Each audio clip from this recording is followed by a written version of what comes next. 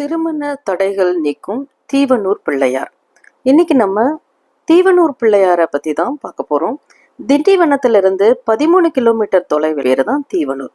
இங்க பாத்தீங்கன்னா கோயில் கொண்டிருக்கின்ற பிள்ளையார் பொய்யாமொழி பிள்ளையார் அப்படின்னு அழைக்கப்படுறாரு.